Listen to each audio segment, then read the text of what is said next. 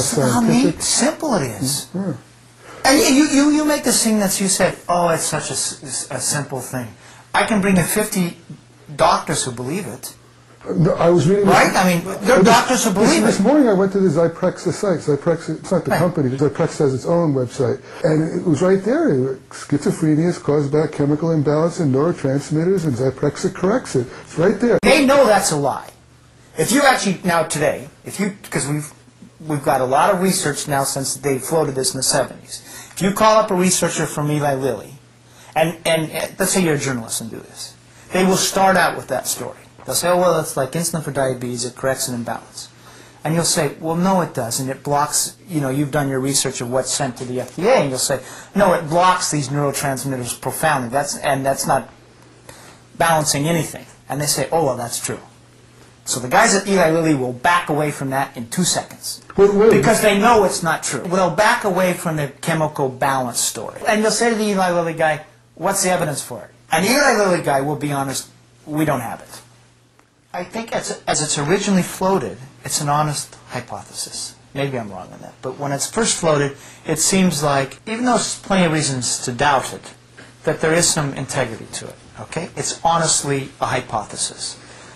But basically, by the time of 79, 80, and they've investigated it, they have reason to think that story is not very accurate. By 92, they know it's not accurate. And that's the moment it moves from maybe a flimsy hypothesis to, when they keep on saying it, where it's fraud because they know it's not really true.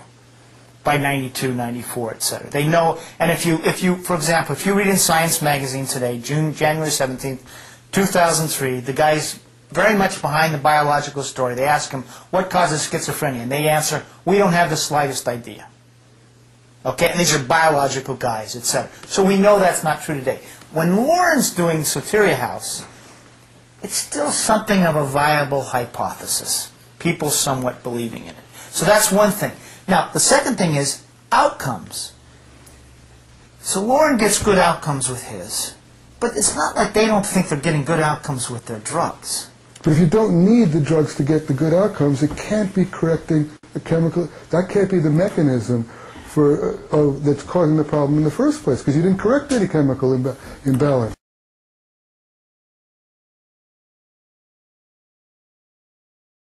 Well, the question is,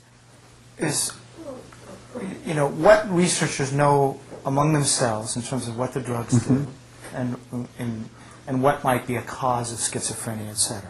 So you go to the Zyprexa.com website and it says Zyprexa fixes a chemical imbalance, okay? So that's one story out there.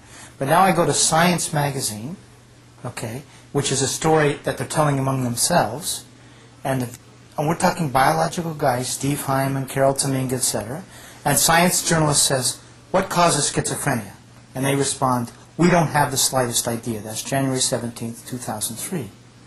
So I think the precise thing is the mechanisms are totally unknown.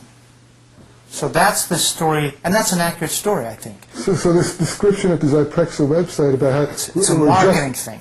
The people who are doing the research could not in any way support those kinds of statements. Absolutely not. And I asked a guy from Janssen, which makes risperidone, why do you make these statements? It's like insulin for diabetes.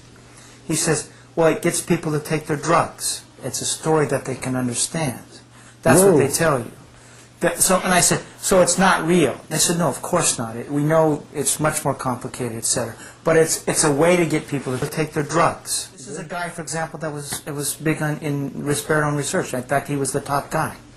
And now he says, you can't use that. He starts screaming at me. He says, you can't use that. But at that point in the interview, he's saying, no, it's just it's a simplistic story. They know there's a game going on. They all back down. You do the interviews as a journalist. Here's what happens. They all say it's like insulin for diabetes. Then you say, well, no, it's not. No, you say, what's the evidence for that? And very quickly they say, okay, it's just a metaphor to get people to take their drugs. That happens all the time when you do interviews like this.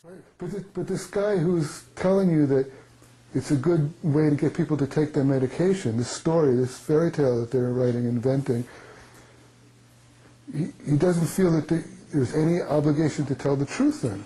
No, because he believes the drugs are good, or at least so that they are effective. Well, okay, now we get to that point, then how do we go back to Loren's research that shows that without drugs we can have better outcomes, and we haven't even talked today about the damaging side effects of these drugs, the serious damaging side effects. Yeah, no, well, I mean, the thing is, it's not just Loren's study, okay?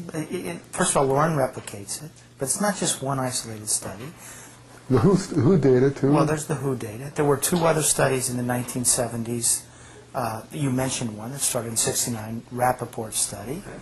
Okay, here's how compelling it is. First of all, there's three studies of this sort, in generally that I could find, NIMH funded in the 1970s, that took newly diagnosed patients and either put them on standard drug care or some sort of experimental form of care. So Terry House was one. Rappaport and the one your wife was talking about the other night, Will Carpenter's study. In those three studies, each time the relapse rates, which is the rehospitalization, or however you're going to define relapse, okay, but generally, return of psychotic symptoms, etc., to some level. Each time on that target symptom, so we're looking at, this is the target symptom that the drugs are supposed to improve. The most important It's criteria. it's the reason for the drug taking. And each of those three studies, the relapse rates were higher for the drug-treated group. So it's not just Loren's study here that you got to ask why they didn't pay attention to. And again, we're talking about a target symptom. Now let's even go back in the 1960s, the first NIMH study that launched this whole revolution. It's like a 9-hospital study. It's I think published in '63 roughly. At 6 weeks, they say, you know the study. The drug-treated patients are doing better. And who paid for this study? This is NIMH. Okay. So we've actually got 4 arms. Okay. We've got 3 drug-treated groups with a neuroleptic and a placebo arm. And after 6 weeks, they say the drug-treated groups are doing better. Okay, by whatever their outcome variable is. And this actually is the moment that the drugs, in my mind, where they talk about the drugs differently. They're no longer tranquilizers. They even say this in the report. They're anti-schizophrenic in kind.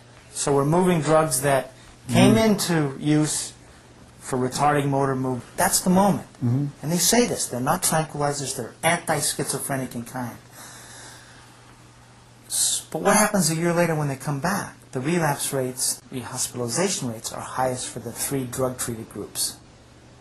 So that's also telling us on the target symptom that something's going on with those drug-treated patients that's causing some biological change that's increasing their vulnerability to relapse over time.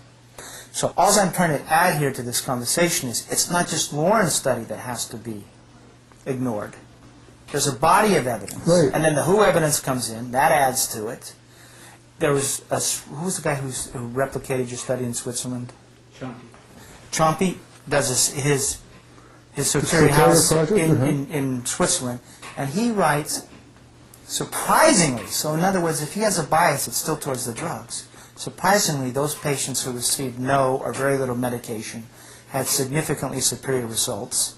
So it keeps adding up, and I think the point is, it's not just one study, but it's something that repeats from all these different angles. And now you have to ask the question, why is it ignored?